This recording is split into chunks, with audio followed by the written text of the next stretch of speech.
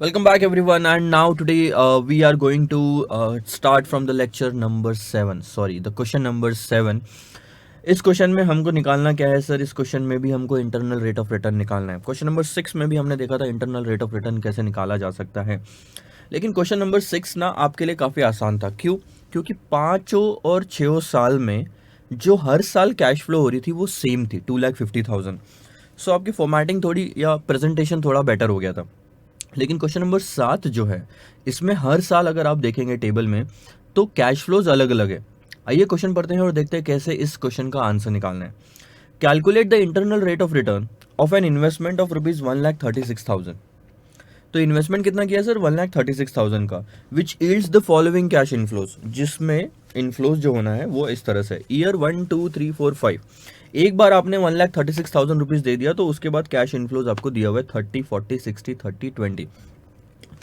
एक डाउट मन में आता है कि सर यहाँ पे डिस्काउंटिंग रेट तो दिया हुआ ही नहीं है जिससे डिस्काउंटिंग करना है इन कैश फ्लोज को।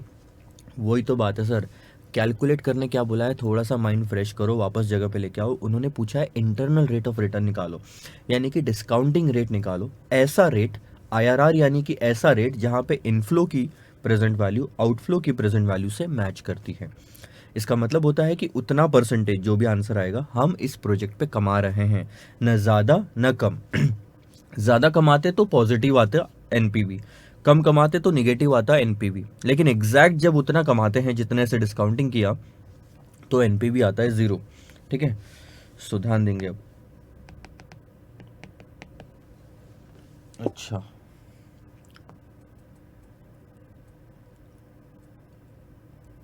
एक सेकंड होल्ड करना, ये पेंसिल नहीं चल रही है अब।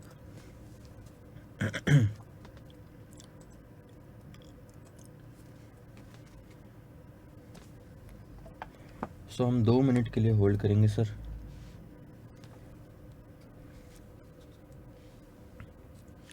चल तो रही है, बैटरी भी इनफ बता रहे हैं। आओ शुरू करते हैं फिर से।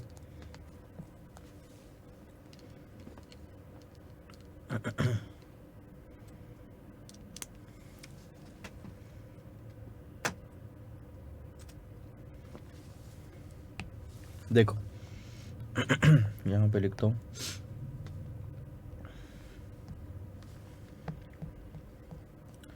क्वेश्चन नंबर 6 हो गया था हमारा, this is going to be question number 7।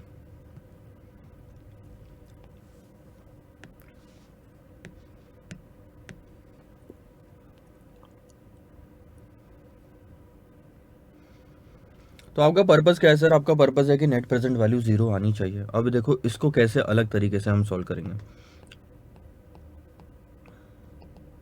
I think 5 ही साल दिए हुए हैं आपको। ओके, कैश फ्लोज ले लेता हूँ। यहाँ 1,36,000 यानी 36,000 जा रहे हैं। 30 40 60 30 20 यानी कि 30 40,000 60,000 60,000 के बाद 30,000 और 20,000। अब आती है पहली बारी, हम यहाँ पे प्रेजेंट वैल्यू फैक्टर लेते हैं। क्वेश्चन ये ऐसा आता है सर, यहाँ पे ट्रायल एंड एरर आपको यूज़ करना पड़ता है। ट्रायल एंड एरर यूज़ करते समय पे सबसे पहला रेट क्या लेना चाहिए, ये कन्फ्यूजन होता है। इसके रिगार्डिंग एक ऑप्शन भी है, जैसे लाइफ अगर 6 साल की है तो हम 1/6 करके ले लेते थे पहले। मतलब एक छोटे मोटे तरीके हैं जिससे अंदाज़ा लगाया जा सकता है, लेकिन दिक्कत यह है कि हर केस में वो तरीके अपनाए नहीं जा सकते। सो एक सिंपल सा रूल मैं बताऊं, 10 से 20% के बीच में कोई पहला रेट लेके देखो। नॉर्मली जो मार्केट में रेट ऑफ रिटर्न मिलता है किसी भी बिजनेस में, वो 10 से 20% के बीच में नॉर्मली हम मान के चल सकते हैं ऑन एन एवरेज। सो कुछ कुछ 50% भी दे सकते हैं, कुछ कुछ 5% भी दे सकते हैं। तो हम शुरुआत जब करते हैं, बहुत सारे मेजॉरिटी ऑफ द बिजनेसेस की अगर बात करें तो हम 10 से 20 के बीच में रेट लेते हैं। सो पहला रेट अगर आपको पता चल गया ना तो बाद का रेट पता चलना ईजी है। सो मैं नॉर्मली हमेशा यही करता हूँ कि 15% रेट लेके चलता हूँ। उसके बाद यहाँ प्रेजेंट वैल्यू आ जाएगी आपकी। सो 15% से हम रेट लेते हैं 1/1.15, 3 डिजिट्स में लेंगे 0.870। अच्छा, 0 पॉइंट पे फैक्टर हमेशा 1 होता है। 0.756, 0.658, 0.572, 0.497, ठीक है। अब इससे हम प्रेजेंट वैल्यू निकाल लेते हैं सबसे पहले। तो ये तो 1,36,000 ही आएगा मल्टीप्लाई करने के बाद में, फिर 30,000 इंटू 0.870, मेमोरी यहाँ से करने दो क्लियर, और ये 26,100 इसमें हो गया ऐड, ठीक है। फिर 40,000 इंटू 0.756, 3240 कर देंगे हम ऐड।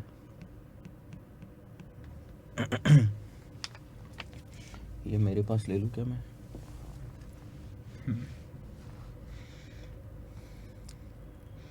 इसके बाद 60,000 इंटू 0.658, दैट्स 39,480। इसको भी हम कर देंगे ऐड।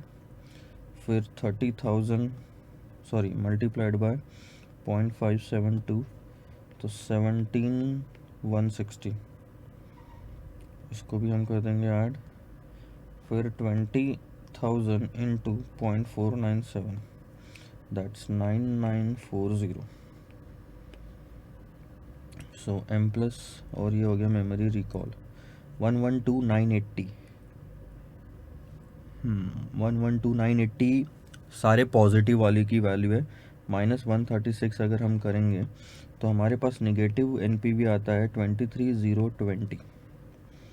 एक बार मैं फिर से टोटल कर लेता हूँ। 26,100 plus 30,240 plus 39,480 plus 17,160 plus 9940, that's 122,920 minus 136, that's 13,080। Sorry एक बार मैं फिर से 26,100 plus 30,240 plus 39,480 plus 17,160 plus 9940, 122,920 minus 136, that's 13,080। Okay, तो थोड़ा सा गलत था। एक बार फिर से चेक कर लेता हूँ हिस्ट्री में जाके, जो मैंने सारे कैलकुलेशन किए थे। पहले था 30,000 इंटू 0.87, 2600। फिर था 40,000 इंटू 0.756, 30,240। 60,000 इंटू 0.658, 39,480। 30,000 इंटू 0.572, 17,160। और 20,000 इंटू 0.497, 9940। ठीक है सर, कूल। आखिरी वाला शायद मैं एम प्लस में नहीं डाल पाया, इसीलिए वो ऐसा आ गया 13,080। अब एक चीज़ नोटिस करो यहाँ पे, अब मैं आपको बताता हूँ, ठीक है, ध्यान देंगे।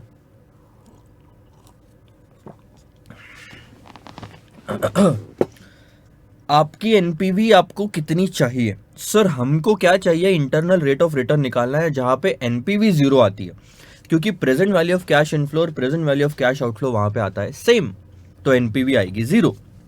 ये चीज़ समझ में आई क्या? नहीं आई तो मैं फिर से एक बार आपको यहाँ पे रफ में समझाता हूँ, ध्यान देंगे। हम बोल रहे हैं हमको आईआरआर निकालना है। आईआरआर यानी कि present value of cash inflow should be equal to present value of cash outflow. अब ये आउटफ्लो को इधर लेके आ जाओ, यानी कि present value of cash inflow minus present value of cash outflow, क्या बचेगा 0। और ये फॉर्मूला किसका है, एनपीवी का। So therefore NPV should be equal to 0। तो हमारा पर्पस क्या है, एनपीवी 0 आनी चाहिए, ठीक है।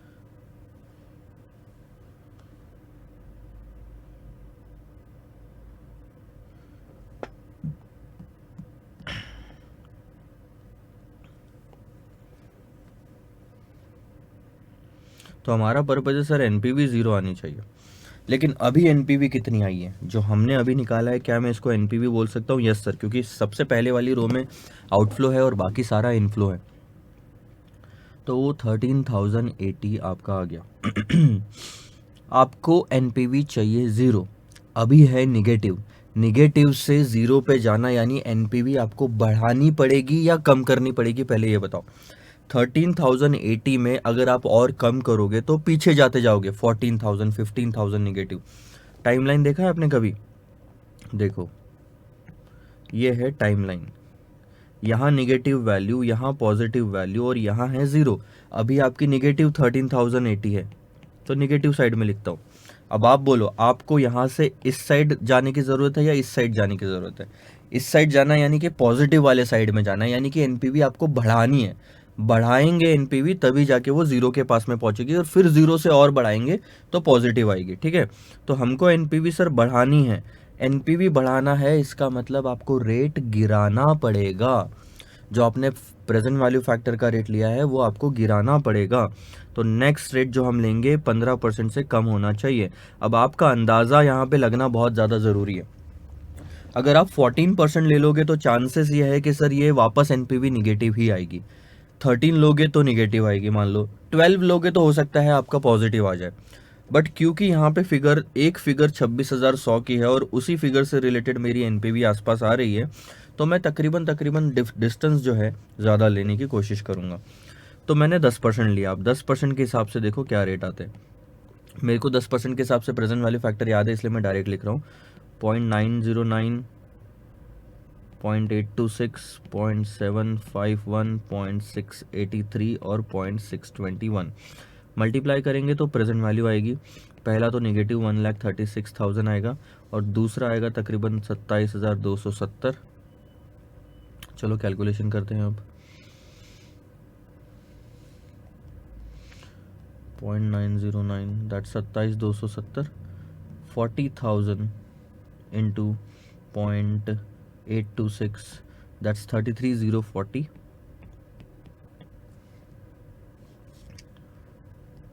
60,000 into 0.751 that's 45,060,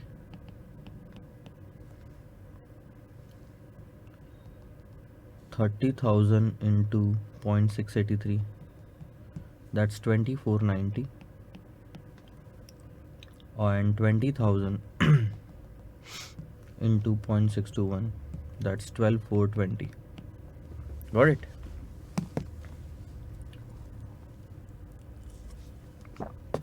चाय हो गई ख़त्म। अरे यार मैंने एम प्लस वाला फीचर यूज़ नहीं किया। चलो ठीक है, टोटल कर लेता हूँ।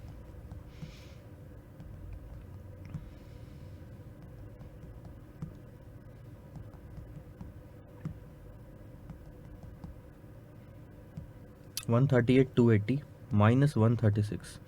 सो अगर आप ध्यान दोगे तो अब मेरा एनपीवी पॉजिटिव आ रहा है 2,280। तो 12% पे भी मैं ये बोल सकता हूँ निगेटिव ही आता। आपका पर्पस क्या है? क्योंकि आपको ज़ीरो एनपीवी चाहिए, तो कोई भी दो ऐसे रेट से टेस्टिंग करके देखो कि ज़ीरो के एक साइड में एनपीवी आ रही है पहले रेट से, दूसरे रेट से दूसरे साइड में एनपीवी आ रही है, तो आप बोल सकते हो कि कहीं ना कहीं इन दोनों के बीच में ज़ीरो एनपीवी फंसी हुई है।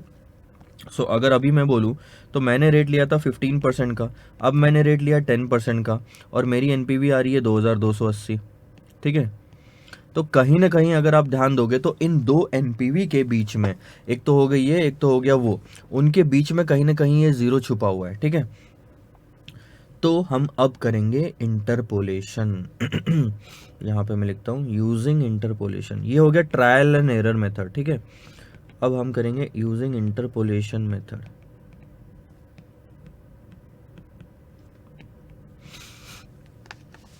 इंटरपोलेशन में क्या होगा, आप पहले तो यहाँ पे लिख लो रेट क्या लिए थे आपने। मैं लिख लेता हूँ 10 और 15। आप 15 और 10 लिखोगे तो भी कोई गलत नहीं है। 10 पे एनपीवी आई 2,280, लेकिन यहाँ आई 13,080। ठीक है, 13,080 एनपीवी। सो आप अगर देखोगे तो आपने 2,280 पे अभी आप हो, मान लो कोई भी पॉइंट लो, 13,080 से भी चल सकते हैं। So for the timing if you are standing at 2280 that means you have to go to zero. आपको कितने स्टेप्स पीछे जाना है ये डिसाइड कर सकते हो आप। सर 2,280 पे अगर हम हैं तो हमको 2,280 स्टेप्स पीछे आना है, लेकिन आप 10 से 15 रेट जब हुआ तो कितना डिस्टेंस, कितना रेट आपने बढ़ाया, 5% का रेट बढ़ाया, तो एनपीवी कितनी गिरी, पहले तो 2280 स्टेप पीछे आए, फिर 13080 स्टेप पीछे आए। आ रही बात आपको समझ में? 2280 फिर 13080। सो टोटल में अगर आप ध्यान दोगे 5% का रेट बढ़ाने के लिए आप कितना पीछे आए पता है आपको?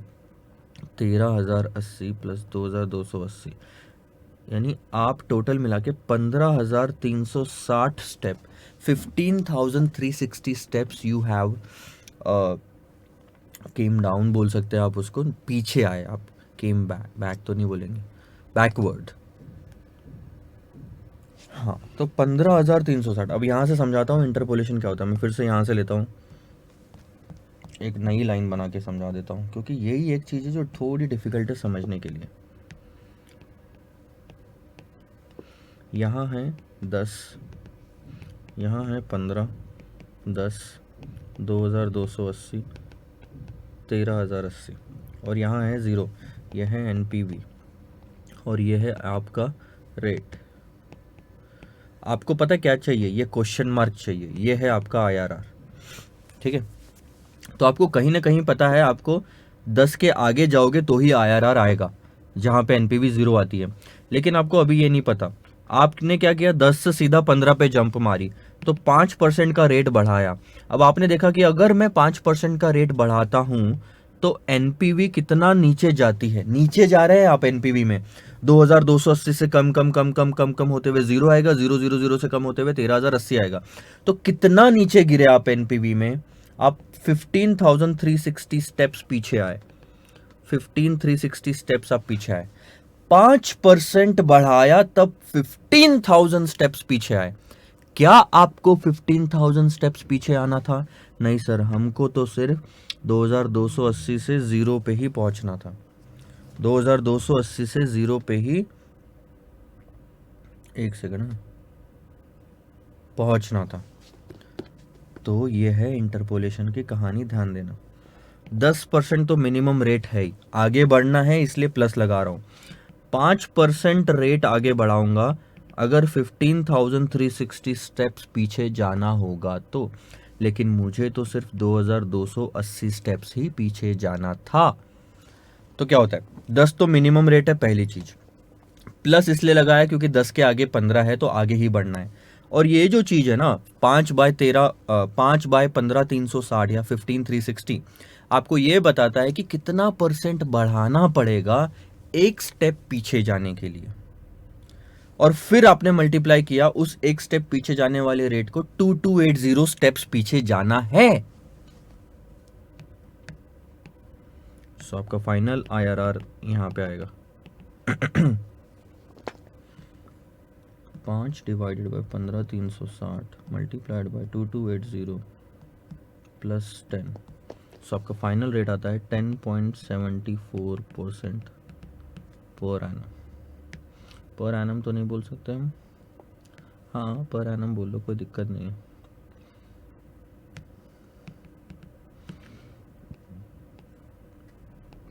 यानी कि अगर ये रेट पे आप डिस्काउंटिंग करते तो आपका एनपीवी 0 आता, और 10 के आसपास ही रेट आपका फाइनल आंसर आया। क्यों? क्योंकि एनपीवी 0 भी इसी एनपीवी के आसपास है, 2280 के, 2280 के नज़दीक, ज़्यादा नज़दीक एनपीवी 0 है।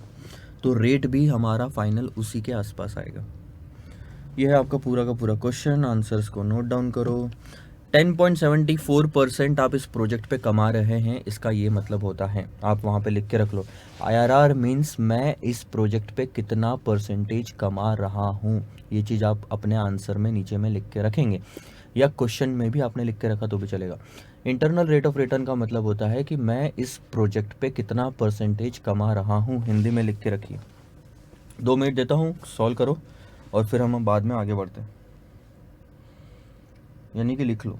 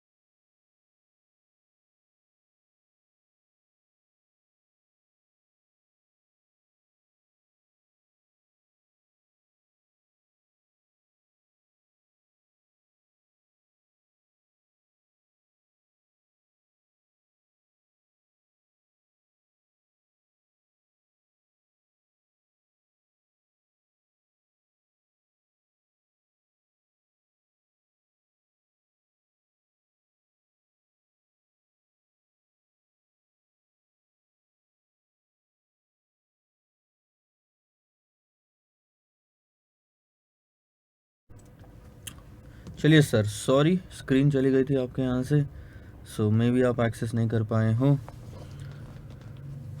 क्वेश्चन नंबर 8 पे ध्यान देंगे सर अब हम, ठीक है। उसके जस्ट पहले आप 1 सेकंड रुकेंगे ताकि मैं थोड़ी सी एडजस्टमेंट कर लूँ।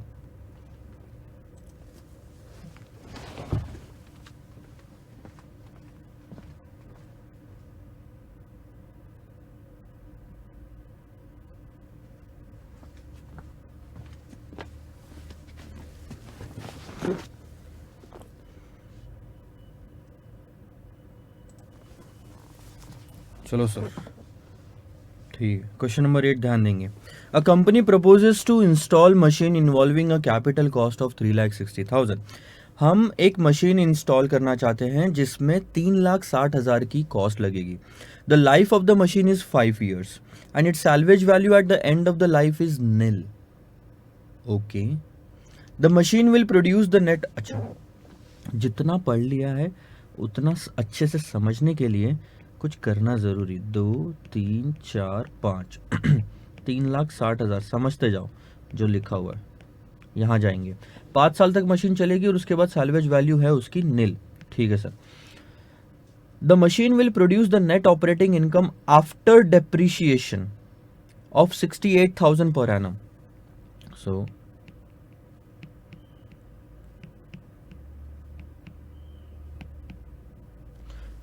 the company's tax rate is 45%. The net present value factor for 5 years are as under. You are required to calculate the internal rate of return for the proposal। बहुत ही आसान सा क्वेश्चन है। आपको IRR निकालना है और आपको कैश आउटफ्लो वगैरह सब कुछ दिया हुआ है। गलती आप कहाँ करेंगे ये भी मैं आपको बताऊंगा। इसमें जितना आसान दिख रहा है उतना आसान है नहीं। जहाँ पे गलती करने के चांस है वहीं पे मैं आपको ये चीज़ समझा दूंगा, इसलिए ये क्वेश्चन भी मैं करा रहा हूँ, लेकिन थोड़ा फास्ट कराऊंगा क्योंकि 90% चीज़ें उसमें सेम है। ठीक है, जो हमने क्वेश्चन नंबर 6 में देखा था। क्वेश्चन नंबर 6 और क्वेश्चन नंबर 8 ऑलमोस्ट सेम है। एक दो चेंजेस उन्होंने किए हैं जिसकी वजह से हमको एक दो वर्किंग या एक दो स्टेप एक्स्ट्रा लिखना पड़ेगा।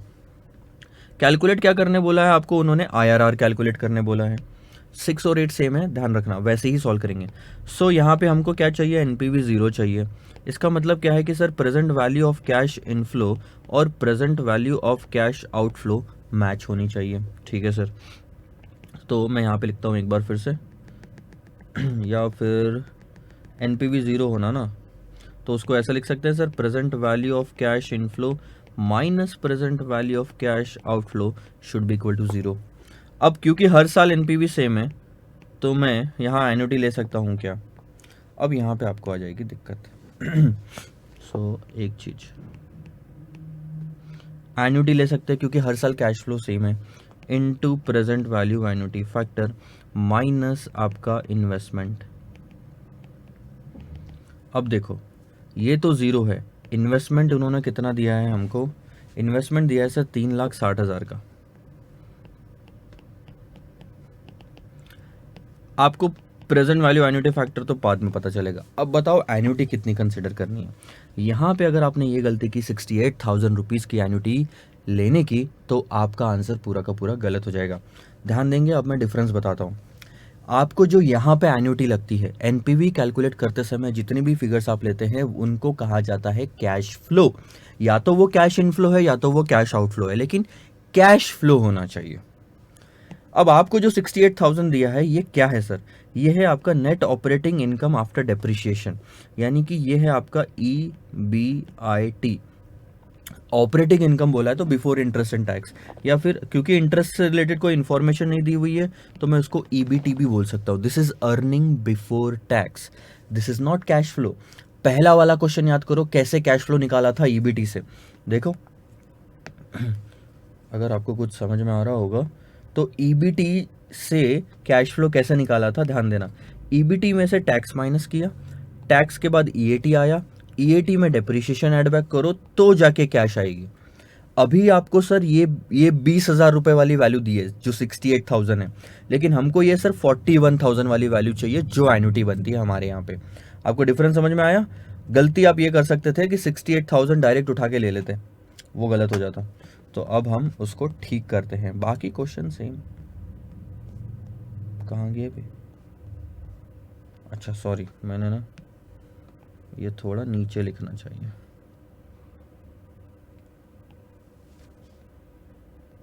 यहाँ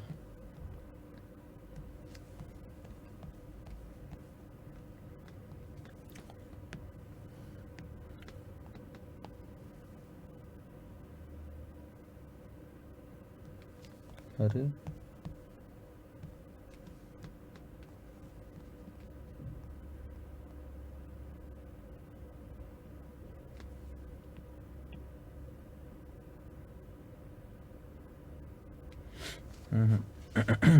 मुझसे ही गलत हुआ है, मैंने उसको कट तो कर दिया।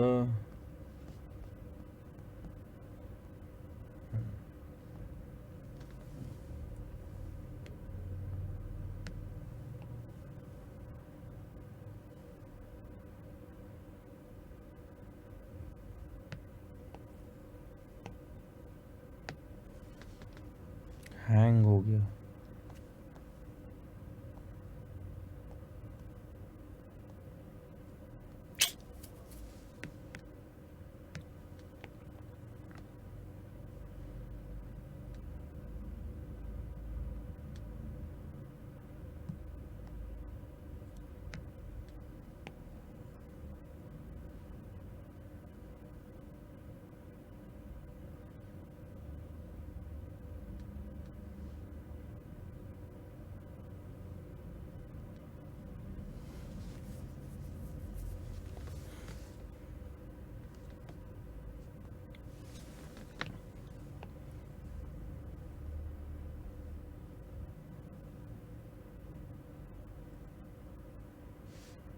बढ़िया, चलो मेरे को बेसिकली इसको नीचे लाना था। हाँ ठीक है, सो यहाँ से शुरू करते हैं। Sorry for the delay. अब एन्युटी हमको निकालनी पड़ेगी, ठीक है। तो एन्युटी निकालने के लिए हम यहाँ पे कैलकुलेशन करेंगे। वर्किंग नोट हमारे पास में क्या दिया हुआ है सर? हमारे पास में अर्निंग बिफोर टैक्स दिया है 68,000 का। इसमें से हम टैक्स माइनस करेंगे। टैक्स का रेट दिया है क्या क्वेश्चन में? 45% टैक्स का रेट दिया हुआ है। सो 45% हम माइनस करेंगे 68,000 पे 45% टैक्स लगाएंगे तो 30,600। अब उसके बाद आता है earning after tax, so that's 37,400। फिर आएगा सर डेप्रिशिएशन, हमको ऐड बैक करना पड़ेगा। अब डेप्रिशिएशन कैसे कैलकुलेट करोगे? ध्यान दो, 3,60,000 कोई सैल्वेज वैल्यू नहीं, 5 साल की मशीन है, स्ट्रेट लाइन मेथड से आप डेप्रिशिएशन लगाओ इस पे, तो तकरीबन 3,60,000 डिवाइडेड बाय 5 आपको करना पड़ेगा।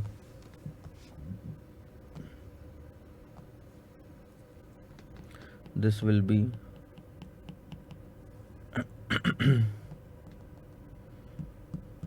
72,000।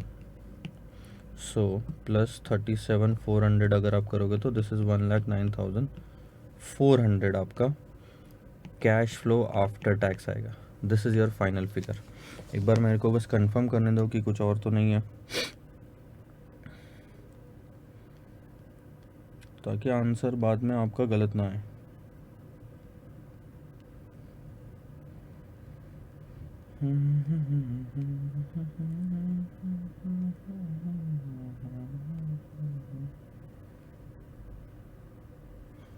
कहाँ था?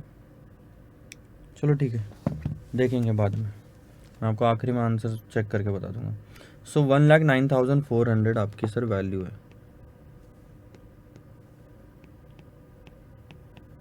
ठीक है।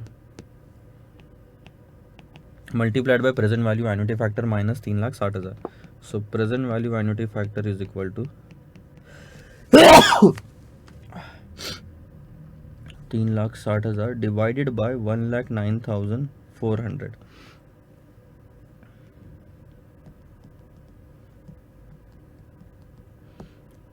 तो आपको 3.29 ये आ रहा है प्रेजेंट वैल्यू एन्युटी फैक्टर।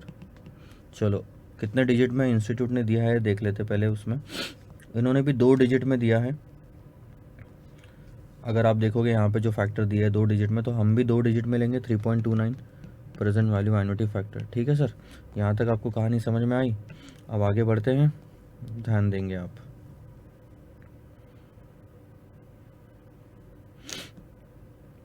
अब आप एक चीज क्लियर समझिए, आपको एक ऐसा रेट चाहिए जहां पे प्रेजेंट वैल्यू एन्युटी फैक्टर कितने साल का, 5 साल का 3.29 आ रहा हो। अच्छी चीज क्या की है, इंस्टीट्यूट ने हमको ऑलरेडी कुछ रेट्स दे दिए हैं। अब हम यहाँ पे यूजिंग इंटरपोलेशन मेथड करेंगे। सो 3.29 के आजू बाजू वाले दो रेट कोई भी ढूंढ लो। देखो ध्यान से देखो, 3.29 के आजू बाजू वाले दो रेट कौन से हैं? एक 15% है और एक 16% है। एक 15% है और एक 16% है। 15 and 16% are the two, 3.35 and 3.27, ठीक है। सो 15, 16, 3.35, 3.27। सो परसेंटेज बढ़ाता हूं तो एन्युटी फैक्टर गिरता है, ठीक है। आप उल्टा लेना चाहो तो आप उल्टा ले लो, कोई बात नहीं, आप जैसा बोलेंगे सर वैसा सॉल्व करेंगे। 16, 15, 3.27, 3.35। तो ध्यान दो, 1% कम करने से, 16 से 15 पे जाने से कितने स्टेप्स हम एन्युटी फैक्टर में आगे बढ़ते हैं? 0.07 स्टेप्स हम आगे बढ़ते हैं। लेकिन एक्चुअल में हमको आगे कितना बढ़ना था? 3.29 तक ही बढ़ना था, यानी कि 0.02 स्टेप्स आगे बढ़ना था।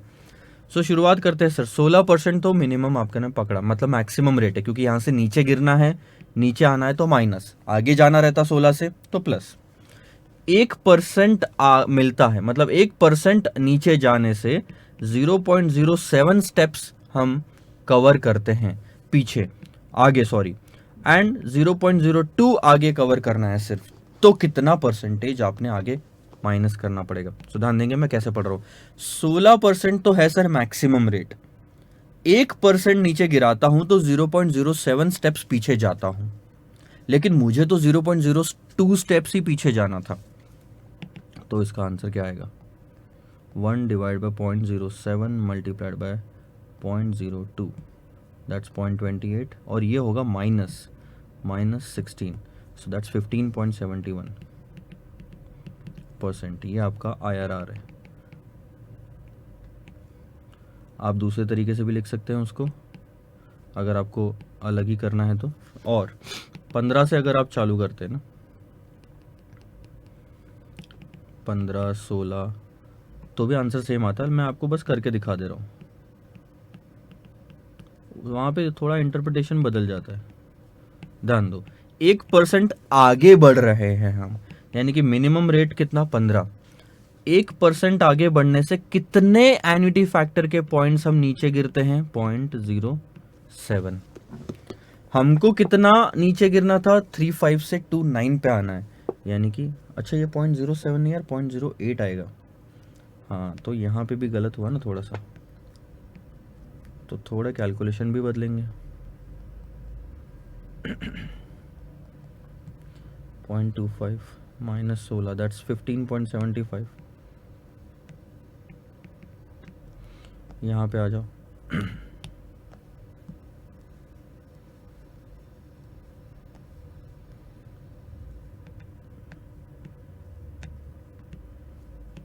और हम यहाँ पे 0.06 स्टेप्स की बात कर रहे हैं। सो 15% तो मिनिमम है, 1% आगे बढ़ने से 0.08 स्टेप्स पीछे जाते हैं, लेकिन हमको तो सिर्फ सर 0.06 स्टेप्स ही पीछे जाना था, तो 0.75 ऐड करेंगे। सो 15 प्लस 0.75, तो ये आ गया आपका 15.75। 16 से 16 से 0.25 पीछे आना क्या, या 15 से 0.75 आगे जाना क्या, बात आपको सेम ही पड़ेगी। सो दिस इज योर IRR। आया समझ में? कैसे भी सॉल्व करो। बताने वाली ये क्वेश्चन नंबर 6 जैसा ही है। बताने वाली सिर्फ एक चीज थी कि ऑपरेटिंग इनकम अपने फॉर्मूले में नहीं आती, अपने फॉर्मूले में आता है कैश फ्लो, तो उसको कैश फ्लो में कन्वर्ट करना is important. So this is your question and answer, just note it down. 2 minute का टाइम लेते हैं और फिर मैं यहाँ से आगे बढ़ूँगा, ठीक है।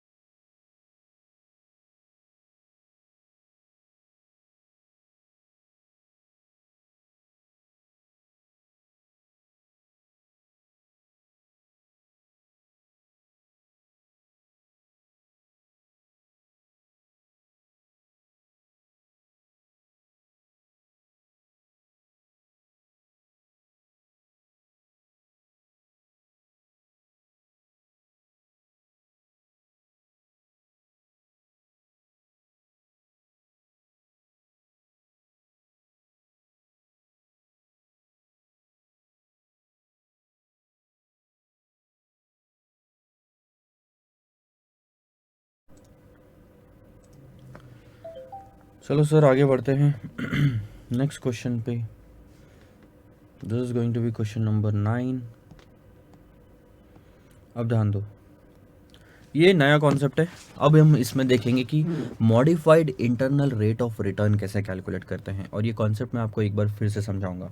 N investment of 1,36,000 yields the following cash inflows, profit before depreciation but after tax. Determine MIRR, एक वर्ड वहाँ पे नोट कर लो, वहाँ पे यहाँ पे कोई ट्रिक नहीं है। कैश इनफ्लोज ऑलरेडी लिखा हुआ है और ये हमेशा बिफोर डेप्रिसिएशन होना चाहिए। बिफोर डेप्रिसिएशन का मतलब क्या होता है पता है? डेप्रिसिएशन माइनस किया फिर से ऐड बैक कर दिया, यानी कि डेप्रिसिएशन का इम्पैक्ट नहीं है, यानी कि बिफोर डेप्रिसिएशन है। बट आफ्टर टैक्स होना जरूरी है, जो कि जायज़ है। Determine MIRR considering 8% as the cost of capital. Internal rate of return जो IRR निकालते थे उसके अंदर कोई रेट नहीं दिया होता था, लेकिन MIRR के अंदर में आपको एक रेट दिया हुआ है, cost considering 8% as the cost of capital. अब नीचे में 5 साल दिए हैं और हर साल के कैश फ्लोज भी दिए हुए। MIRR निकालना है, यानी कि modified internal rate of return निकालना है। एक होता है इंटरनल रेट ऑफ रिटर्न, एक होता है modified internal rate of return. Internal rate of return आपको ये बताता है कि इस प्रोजेक्ट पे आप प्रेजेंट वैल्यू के टर्म्स में कितना कमा रहे हैं, लेकिन modified internal rate of return क्या बताता है पता है आपको? इंटरनल रेट ऑफ रिटर्न और modified internal rate of return में एक डिफरेंस क्या है? इंटरनल रेट ऑफ रिटर्न में आप सारे कैश फ्लोज को प्रेजेंट वैल्यू पे लेके आते हो, जबकि modified internal rate of return में क्या करते हो पता है आप?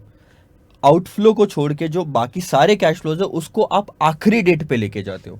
मतलब instead of bringing them back to present value, you are pushing them to the and.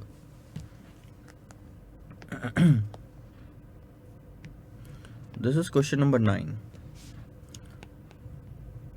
यह है IRR और यह है MIRR।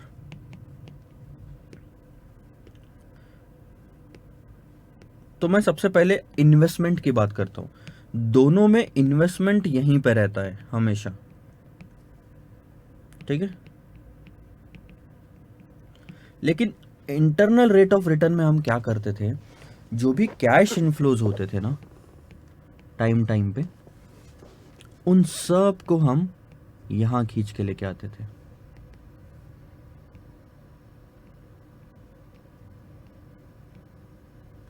उन सब को हम यहां खींच के लेके आते थे। और MIRR में क्या होता है? आप सारी कैश फ्लोज को यहां ले जाते हो। डिफरेंस समझ में आ रहा है?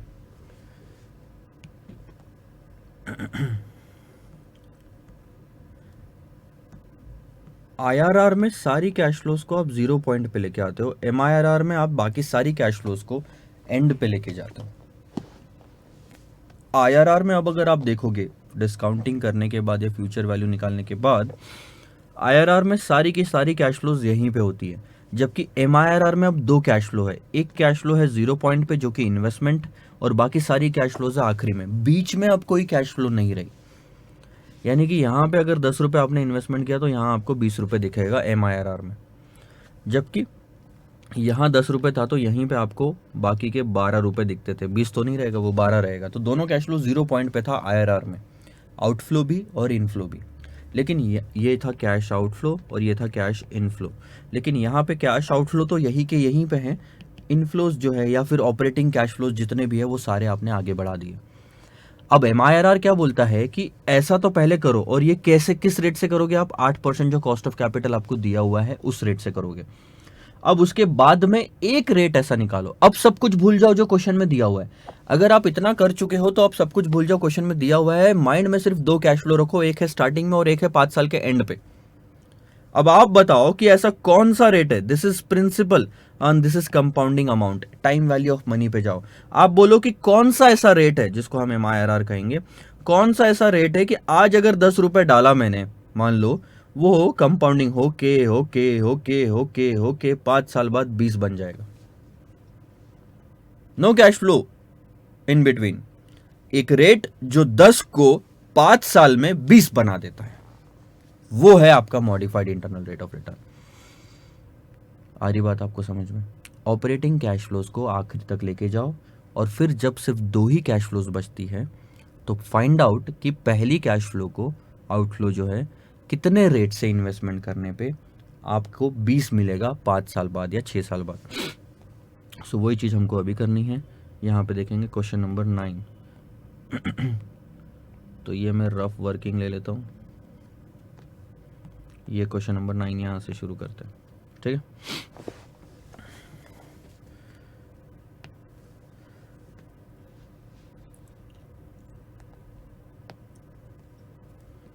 सो ईयर कैश फ्लो, अब हम यहाँ पे हमको आगे बढ़ानी है कैश फ्लोज, तो फ्यूचर वैल्यू फैक्टर लेंगे और future value. So first year, second year, third year, fourth year, fifth year. Sir 0 point नहीं लिया अभी, नहीं, हम आगे लेंगे। 30, 40, 60, 30, 20।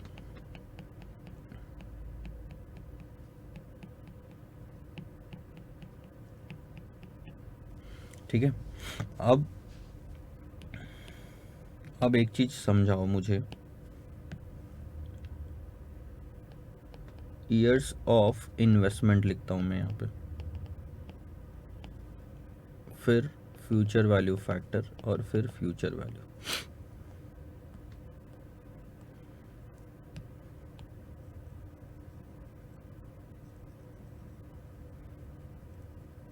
जगह खाली कर रहा हूं यहाँ पे।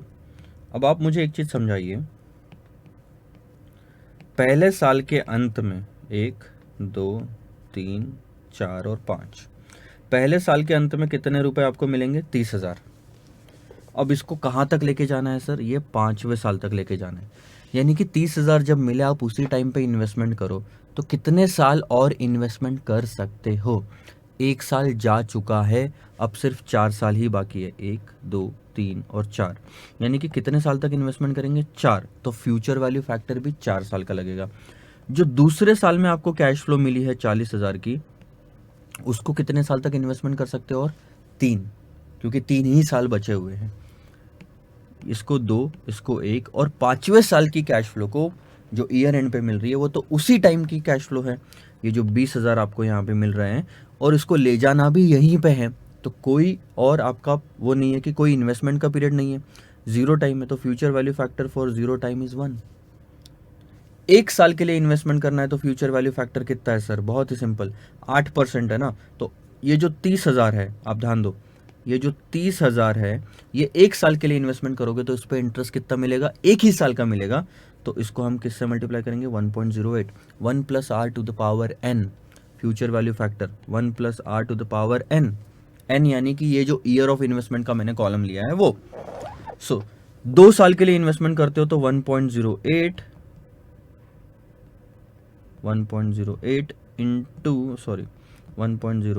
इंटू इक्वल टू 1.1664, फिर वापस इक्वल टू, तो 3 साल का 1.2597, या तो फिर 2 डिजिट में रखना है तो वैसे भी रख सकते हैं, ठीक है। 1.2597 4 डिजिट तक लेके जाते हैं, फिर इक्वल टू 1.3605। बस इतना ही चाहिए था आपको। अब कर लो मल्टीप्लाई। 30,000 को 4 साल तक इन्वेस्टमेंट करोगे, इसलिए 4 साल का फैक्टर यूज कर रहे हो, 1.3605, दैट गोज टू 4815। ये 5वें साल के एंड की वैल्यू है, ठीक है। 40,000 को आप इन्वेस्टमेंट करोगे 1.2597, so that's 5388। 60,000 multiplied by 60,000 multiplied by 1.1664, that's 69,984। और 30,000 मल्टीप्लाइड बाय 1.08, दैट्स 32,400। 20,000 ही रहेंगे। अच्छा, टोटल भी करनी पड़ेगी ना। 4815 plus 5388 plus 69,984 plus 32,400 plus 20,000, that's 2,13,587। 5वें साल के एंड की वैल्यू। अब आपका जितना भी क्वेश्चन था सब भूल जाओ, आपके पास सिर्फ एक डेटा है। यहाँ पे एक इन्वेस्टमेंट किया आपने 1,36,000 का, यानी 36,000 का, और आपको आखिरी में मिल रहे हैं 213,587। बताना क्या है सर कि 5 साल में ऐसा कौन सा रेट है जो 1,36,000 को 213,587 कर देगा। तो यहाँ पे हम बहुत ही सिंपल सा कंपाउंड अमाउंट का फॉर्मूला यूज़ करेंगे। Compound amount is equal to principal in bracket 1 plus R to the power N. Compound कर करके कितनी हो जा रही है वैल्यू? 213,587।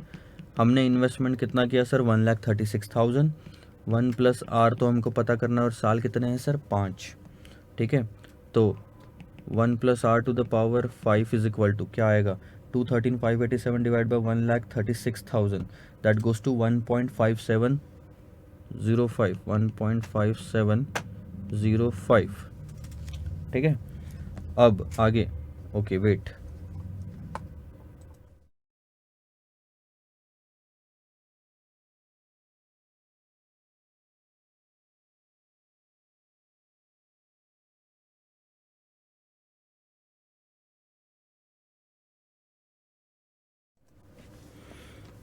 ध्यान देंगे। अब आगे क्या होगा? 1 plus R to the power 1.5705 to the power 1/5। अब आती है बारी सर इसको कैसे सॉल्व करना। नॉर्मली होगा ये, अगर क्वेश्चन एग्जाम में आता है तो आपको इसकी वैल्यू दी हुई होगी, नहीं तो भी आपको कैलकुलेट करते आना चाहिए। तो इसके लिए आप स्टेप्स अच्छे से लिख के रखेंगे, मैं आपको अभी बता देता हूँ। लेकिन पहले हम इसका आंसर निकाल लेते हैं। मेरे पास जो ऑटोमेटिक कैलकुलेटर है उसमें मैं डायरेक्ट निकाल सकता हूँ। तो सबसे पहले मैं इसका आंसर निकालूंगा। 1.5705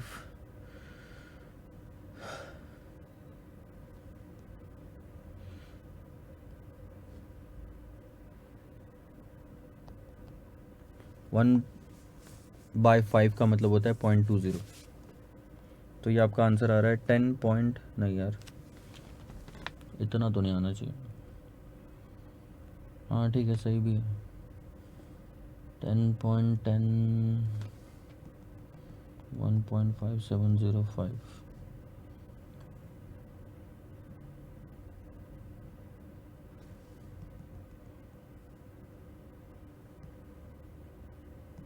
1.5705 5, that's 1.0944।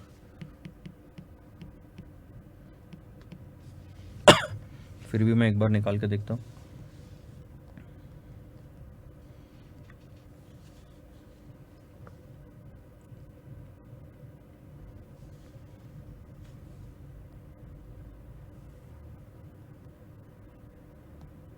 हम्म, 1.0945, यानी कि R is equal to 9.45% MIRR।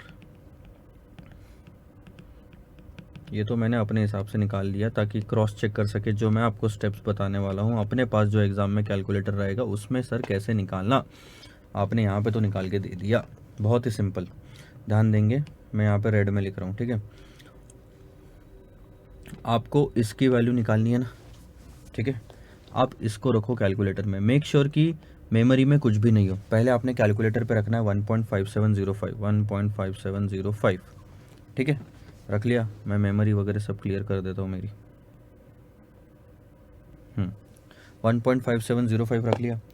अब आपको क्या करना है, यहाँ पे स्क्वायर रूट का बटन दबाना है 12 टाइम्स। तो मैं भी ऐसे ही करता हूँ, स्क्वायर रूट का बटन 12 टाइम्स दबाता हूँ। 1 2 3 4 5 6 7 8 9 10 11 12। सो मैंने 12 बार स्क्वायर रूट का बटन दबाया। आप और कोई बटन नहीं दबाएंगे। ठीक है, अब इसके बाद आपको करना है -1, इक्वल टू कुछ भी बटन नहीं दबाना। मैंने किया -1। ठीक है, इक्वल टू नहीं दबाना, मेरा ये ऑटोमेटिक कैलकुलेटर है इसलिए मेरे को एक बार दबाना पड़ रहा है, आपने नहीं दबाना। -1 किया। फिर अब यहाँ ये जो है 1/5 है, तो आप या तो लिख दो डिवाइडेड बाय 5 या तो लिख दो मल्टीप्लाइड बाय 0.20।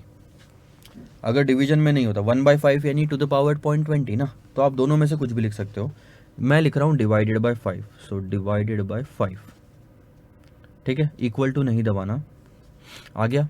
अब आप मल्टीप्ल इसमें करेंगे +1, +1 इक्वल टू नहीं दबाना। अब आप करेंगे मल्टीप्लाई और इक्वल टू, ऐसा 12 बार प्रेस करेंगे बटन, ठीक है।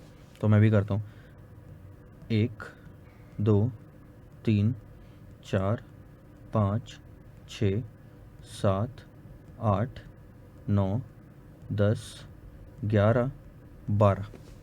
आंसर क्या आ रहा है देखो, 1.0944 या 9448 आ रहा है, तो 945 अपना भी वही आया, 1.0945। आपको स्टेप समझ में आ रही है? एक बार खुद कैलकुलेटर पे कैलकुलेट करके देखो, मुझे छोड़ दो। इक्वल टू का बटन जब तक मैंने यहाँ पे नहीं लिखा है तब तक मत दबाओ। सो ये सारी स्टेप्स है जो आपको कंप्लीट करनी है। आप कैलकुलेटर में ऐसे निकाल सकते हो, और इसके लिए कोई साइंटिफिक कैलकुलेटर की ज़रूरत नहीं है। तीन चीज़ें हो सकती है, एक तो साइंटिफिक कैलकुलेटर पे निकाला जा सकता है जो हमको एग्जाम में अलाउड नहीं है। दूसरा हो सकता है कि एग्जाम में इसकी वैल्यू डायरेक्टली क्वेश्चन के नीचे दी हुई हो, तो बहुत ही आसान है। और तीसरा, अगर कुछ भी नहीं दिया हो तो ये सारी स्टेप्स है जो आपको लिखना है, ठीक है सर। आगे बढ़े, तो आपका ये MIRR आ गया। अब ये MIRR क्या है सर? 9.45% एक ऐसा रेट है, 9.45% एक ऐसा रेट है जिस रेट पे 1,36,000 को 5 बार कंपाउंडिंग करेंगे तो 2,13,587 आता है। एक तरह से आप इतना परसेंटेज कमा रहे हो, क्योंकि आज इन्वेस्टमेंट करने के बाद में आपको जो पैसा मिलने वाला है वो 5 साल बाद, मतलब आप जो प्रॉफिट देखोगे तो तब तक 5 साल बीत चुके होंगे। तो आपको आज इवैल्यूएट करने के बजाय 5 साल के एंड में इवैल्यूएट करना चाहिए। सोचो आप 5 साल के एंड में खड़े हो, तो आपने 5 साल पहले 1,36,000 लगाए थे, बीच बीच में कैश फ्लो मिला था, वो आपने 8% से इन्वेस्ट भी कर दिया। अब आखिरी में आपको 2,13,587 अगर मिला है तो कितना परसेंटेज आपने इस पे कमाया? तो आप 5 साल के एंड में देखोगे ना, तो ये जो आपको फिगर मिल रही है ना 9.45, ये 5 साल के एंड की वैल्यू आप बोल सकते हो कि चलो ठीक है इतना मैं कमाऊंगा। ये ज्यादा अप्रोप्रिएट, तो इसीलिए इसको बोलते हैं modified internal rate of return. चलो बढ़िया बात है, अच्छी बात है। आप ये आंसर लिख लो, 2-5 मिनट का टाइम लेते, फिर हम आगे बढ़ते। सो सबसे पहले ब्लू वाला लिखेंगे हम, जिसमें हम फ्यूचर वैल्यू निकाल रहे हैं, उसके बाद में हम जाएंगे नीचे वाले पार्ट पे।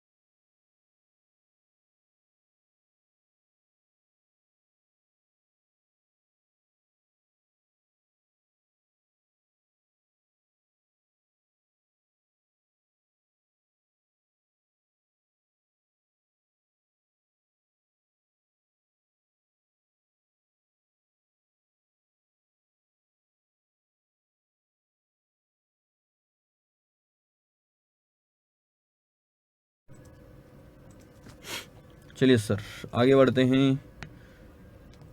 क्वेश्चन नंबर 9 हो गया, ये है आपका क्वेश्चन नंबर 10। अब क्वेश्चन नंबर 10 आपके लिए होमवर्क है, बहुत देर से कोई होमवर्क नहीं आया। मैं क्वेश्चन पढ़ता हूँ, समझाता हूँ और आपको बताता हूँ कैसे करना है। Suppose there are 2 project. अब मान के चलिए कि यहाँ पे 2 प्रोजेक्ट है, project A, project B, and which are under consideration. The cash flows associated with these projects are as follows. Year 0, 1, 2, 3, 3 साल। स्टार्टिंग में जो पैसा जाएगा प्रोजेक्ट ए में वो है 1 लाख, प्रोजेक्ट बी में वो है 3 लाख, और 50, 60 और 40, फिर एक 40, एक 90 और 1 लाख, ये आपका है इन्वेस्टमेंट, सॉरी रिटर्न। अज्यूम करो कि कॉस्ट ऑफ कैपिटल है 10%, which project should be accepted as per NPV method and IRR method. तो आप क्या करोगे, यहाँ पे एनपीवी निकालना आपको आता है sir. NPV is equal to present value of cash inflow minus present value of cash outflow. क्या परसेंटेज से डिस्काउंटिंग करोगे, 10% से दोनों प्रोजेक्ट को डिस्काउंटिंग करो और एक प्रेजेंट वैल्यू आएगी, 2 एनपीवी आएगी आपको। प्रोजेक्ट ए की एनपीवी, प्रोजेक्ट बी की एनपीवी। जिस प्रोजेक्ट की एनपीवी सबसे ज्यादा, वो प्रोजेक्ट एनपीवी के बेसिस पे हम एक्सेप्ट करेंगे। अब बात आती है आईआरआर की। आईआरआर के टाइम पे आप क्या करते हो, आईआरआर निकालोगे। आईआरआर निकालने के लिए आप ट्रायल एंड एरर करके देखोगे। सबसे अच्छी बात क्या रहेगी कि आईआरआर में 10% पे एनपीवी कितनी होती है, ये आपको ऑलरेडी पता है, क्योंकि आप एनपीवी वाले मेथड में निकाल चुके हो। अब वहां से डिसाइड करो कि एनपीवी रेट आपको बढ़ाना है, क्योंकि एनपीवी आपको गिरानी पड़ेगी, पॉजिटिव एनपीवी आएगी दोनों केस में। रेट बढ़ाओ, 15% लो, और 15 पे शायद निगेटिव आ जाए, नहीं आती निगेटिव तो 20% लो, 20 पे निगेटिव आ जाएगी। अब 10% पे और 15% पे या 10 या 20 पे आप इंटरपोलेशन करो, तो 2 इंटरनल रेट ऑफ रिटर्न मिलेंगे आपको, 2 आईआरआर मिलेंगे, ठीक है। 2 आईआरआर जब मिलेंगे तो आप मान लो प्रोजेक्ट ए पे आईआरआर आ रहा है 13% का, प्रोजेक्ट बी पे आईआरआर आ रहा है 16% का, तो आईआरआर के बेसिस पे कौन सा प्रोजेक्ट एक्सेप्ट करोगे, प्रोजेक्ट बी एक्सेप्ट करो। 2 आंसर है अल्टीमेटली इस क्वेश्चन के, एनपीवी के बेसिस पे कौन सा और आईआरआर के बेसिस पे कौन सा।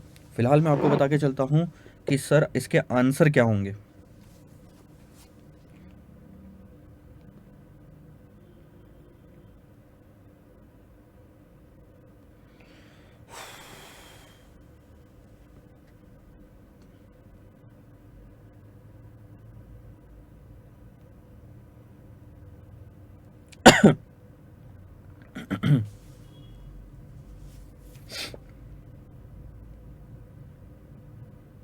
एक सेकंड ना,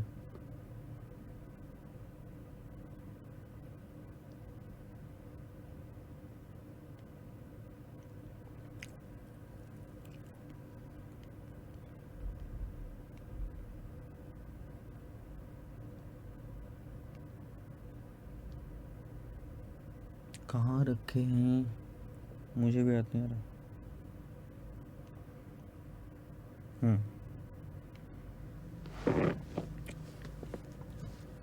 क्वेश्चन नंबर 10।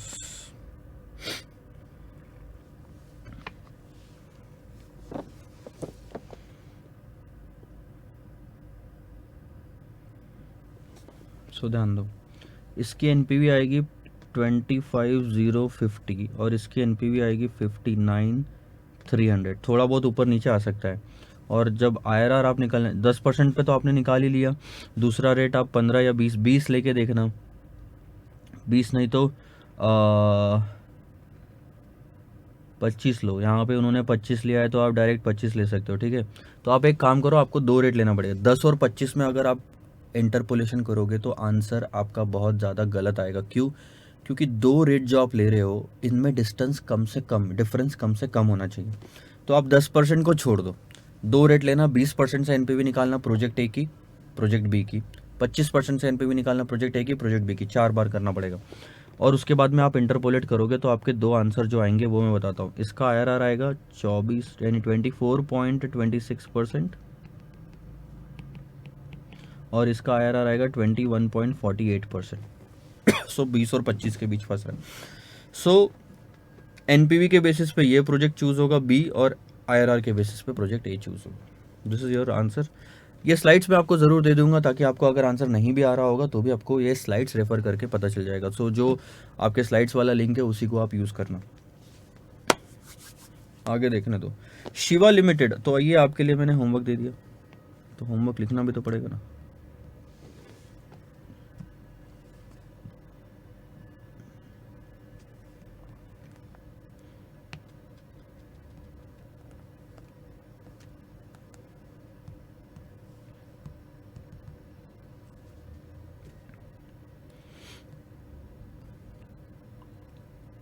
अभी तक एक क्वेश्चन नंबर 3 होमवर्क दिया था, इसके बाद आई थिंक और एक कुछ तो होमवर्क दिया था ना आपको मैंने। क्वेश्चन नंबर, ठीक है, 3 और 4 का भी आधा दिया था। 5, 6, 7, 8 तो हम देख ही चुके हैं, 9 भी आई थिंक हमने देखा है, 10 मैंने आपको होमवर्क दे दिया, 11 देखो। Shiva limited is planning its capital investment programme for next year. It has 5 projects, all of which gives a positive NPV at company cutoff rate of 15%. अगर 15% से डिस्काउंटिंग की जाए उन सारे प्रोजेक्ट्स की, तो जो NPV मिलती है ये पॉजिटिव होगी. The investment outflows and present value being as follows. अब आपको इन्वेस्टमेंट आउटफ्लो और प्रेजेंट वैल्यू दी हुई है. सो देखो कितने प्रोजेक्ट है, ABCDE 5 प्रोजेक्ट है जिसके अंदर इन्वेस्टमेंट लग रहा है थाउजेंड्स में. सो 50,000, 40,000, 25,000, 30,000, 35,000. और उसके बाद एनपीवी जो दिया हुआ है in thousands at 15% is 15.4 and all that, सब में एनपीवी पॉजिटिव आ रहा. अब अगर आप देखो नीचे क्या लिखा हुआ है, the company is limited to a capital spending of 1,20,000. ये क्वेश्चन है कैपिटल रैशनिंग वाला, तो इसको आपको कैपिटल रैशनिंग के कॉन्सेप्ट के बाद ही देखना है.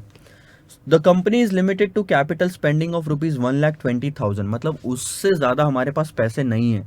तो अब अगर ध्यान दोगे तो हमारे पास इन्वेस्टमेंट के लिए 50 और 40 90 में 25 डालो तो 115, और 30 डालोगे तो 145, और 35 डालोगे तो 1,80,000 रुपये. सारे प्रोजेक्ट एक्सेप्ट करना है तो 1,80,000 रुपये आपको लगेंगे, लेकिन आपके पास में सिर्फ 1,20,000 रुपीज़ है, यानी कुछ ना कुछ प्रोजेक्ट छोड़ने पड़ेंगे. सारा पैसा होता तो हम सारे प्रोजेक्ट लेते क्योंकि सबकी एनपीवी पॉजिटिव है, लेकिन अब एनपीवी पॉजिटिव होने के बाद में भी आप सारे प्रोजेक्ट एक्सेप्ट नहीं कर सकते क्योंकि आपके पास इतना पैसा ही नहीं है इन्वेस्टमेंट करने के लिए. मैं बोलता हूं पेट्रोल पंप वाले बिजनेस में बहुत सारा प्रॉफिट है, एनपीवी पॉजिटिव आएगी, आप पेट्रोल पंप डाल दो, आप बोलोगे नहीं डाल सकता, क्यों? क्योंकि पैसे ही नहीं है इन्वेस्टमेंट करने के लिए. You are required to optimise the returns from a package of projects within the capital spending limit. The projects are independent of each other and are divisible. मतलब आप एक तो इंडिपेंडेंट है, एक प्रोजेक्ट का दूसरे प्रोजेक्ट से कोई लेना देना नहीं है. ऐसा कहीं नहीं है कि एक प्रोजेक्ट लिया तो दूसरा नहीं ले सकते, ऐसा बिल्कुल नहीं है.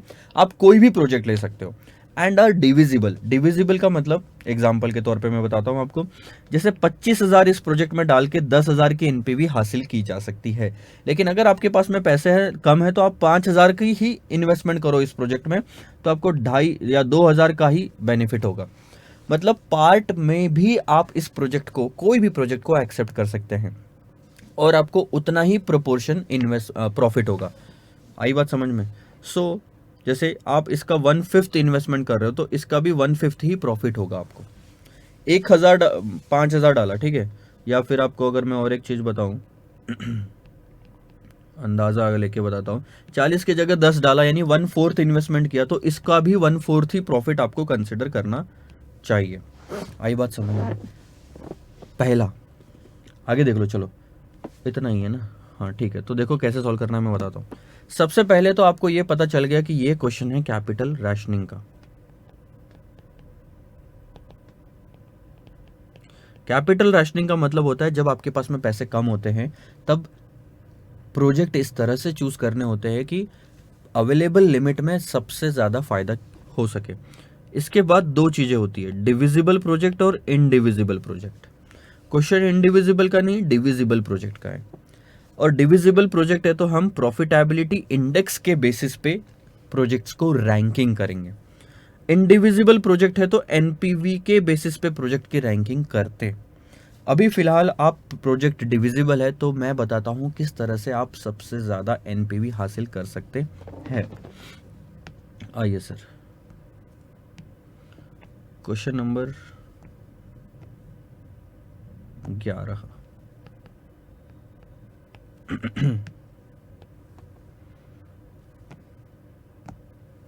प्रोजेक्ट ले लिया मैंने यहाँ पे ABCDE. मैं आउटफ्लो लेता हूँ, कैश आउटफ्लो, इसको बोलता हूँ प्रेजेंट वैल्यू ऑफ, चलो आउटफ्लो ही लिखो क्योंकि एनपीवी दी है. थाउजेंड्स में है तो हम सारी बातें थाउजेंड्स में करेंगे। 50, 40, 25।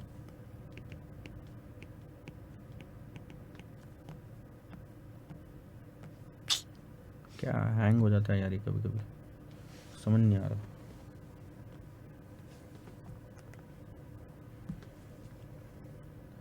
थर्टी, 35। ये आपका एनपीवी आ गया। 15.4, 18.7 और 10.1।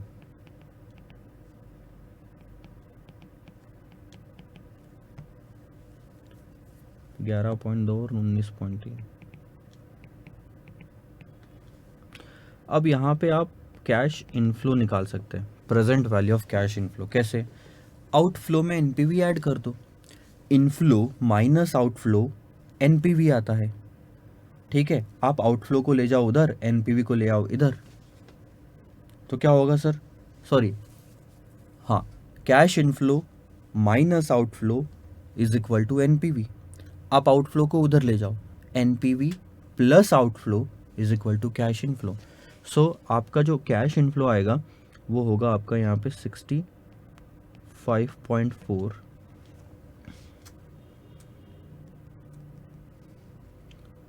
40 प्लस 18.7 दैट्स 58.7 35.1 41.2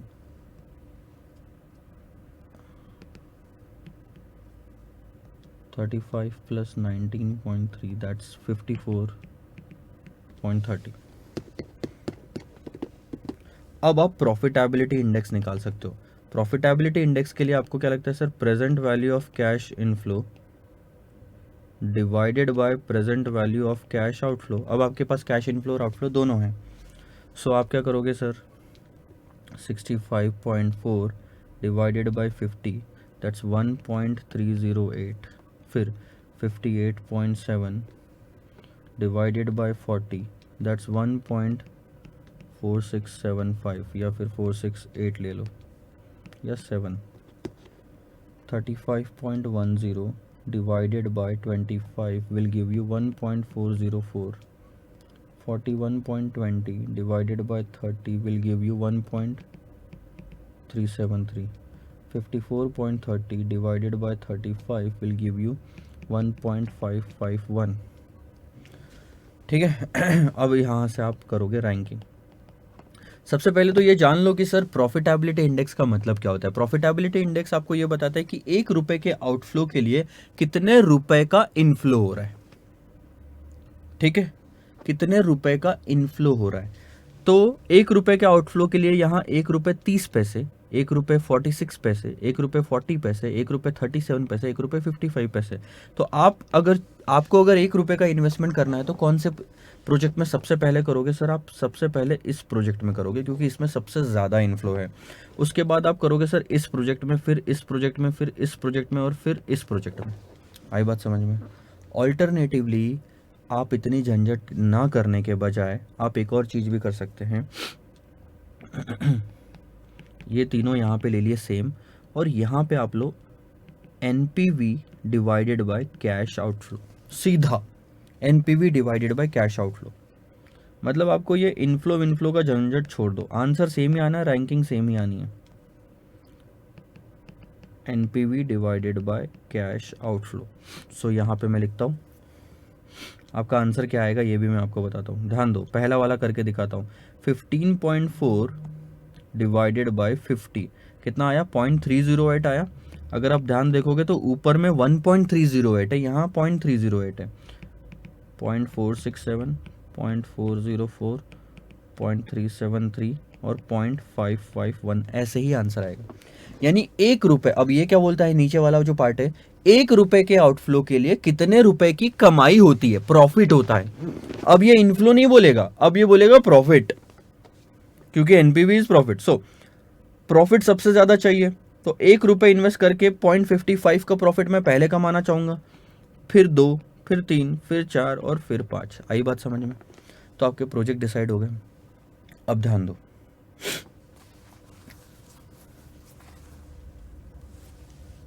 पहला आपने कौन सा चूज करना है, ये तो 35,000 रुपये आपके जेब से खत्म। कितना है आपके पास पैसे, 1,20,000, उसमें से 35 खत्म, तो कितना बचा, 85। ठीक है, 85 बचा आपके पास में।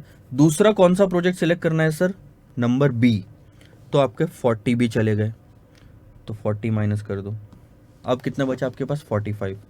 तीसरा आपको लेना है नंबर सी, तो 25, तो ये आपके 25 भी चले गए। और अब जो आपको लेना है चौथा प्रोजेक्ट, चौथी रैंकिंग वाला, वो है डी। लेकिन अब आपके पास में इसमें इन्वेस्टमेंट करने के लिए 30,000 चाहिए, लेकिन आपके पास में सिर्फ 20,000 बाकी है, अगर आप कैलकुलेटर पे देखेंगे तो ये प्रोजेक्ट पूरी तरह से एक्सेप्ट करना पॉसिबल नहीं, लेकिन हम प्रोपोर्शनेटली इसको एक्सेप्ट करेंगे, तो प्रोपोर्शनेटली हमको इसमें एनपीवी हासिल होगी। 30 की जगह 20 इन्वेस्टमेंट कर रहे हो, एक सेकंड ना,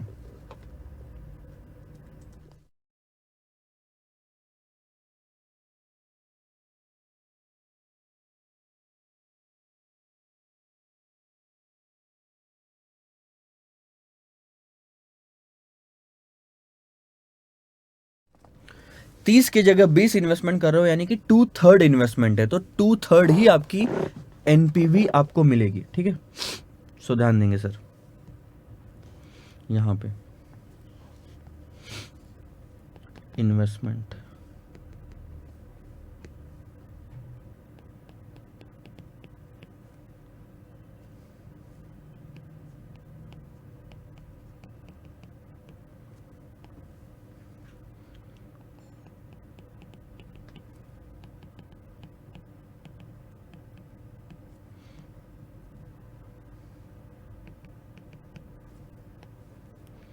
आप प्रोजेक्ट सबसे पहले चूज करोगे डी, नहीं, ई बी सी डी। ठीक है, ई बी सी डी।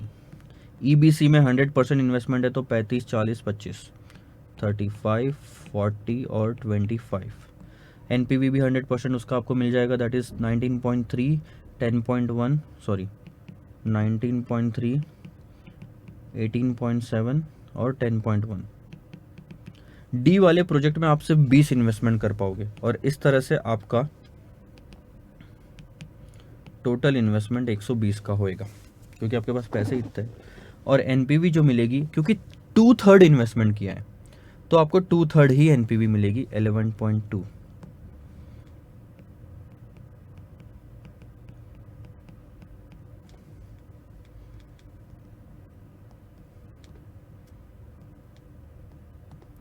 $7.46। भैया देखो, ऐसा तो है, 1 रुपये इन्वेस्टमेंट करने से 100% एनपीवी तो नहीं मिलने वाली, जितना इन्वेस्टमेंट करोगे उतना आपको एनपीवी मिलेगी। सो एक बार इन्वेस्टमेंट चेक कर लेता हूँ। सही बात है, 19.30 प्लस 18.70 प्लस 10.10 प्लस 7.46, दैट्स 55,600 का आपका होएगा maximum NPV.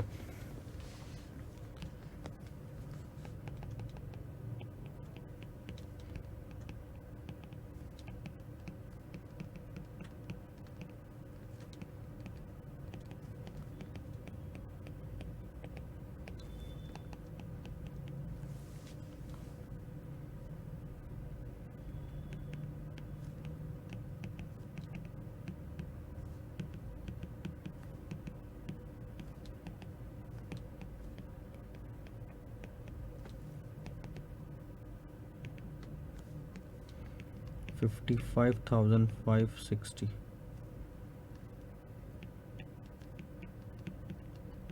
by selecting project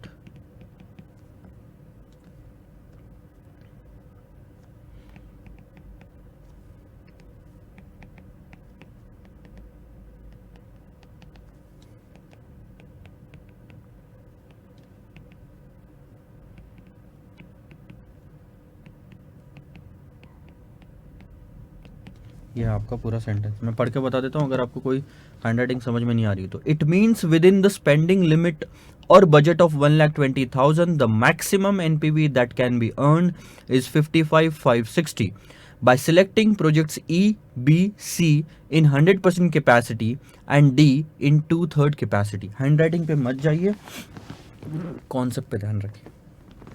so this is what I wanted to tell you. और ये आपका कहानी ख़त्म।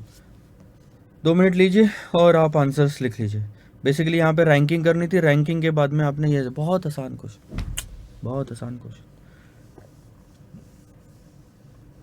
सो एक काम करो, आप पॉज करके आप आंसर्स लिख लो, क्योंकि यहाँ तक तो हो गया। मैं इस वाले लेक्चर में यहीं तक पढ़ाता हूँ, अगले वाले लेक्चर में देखते हैं कि और नए नए क्वेश्चंस क्या हैं। So for the time being stay connected and stay excited. Bye bye.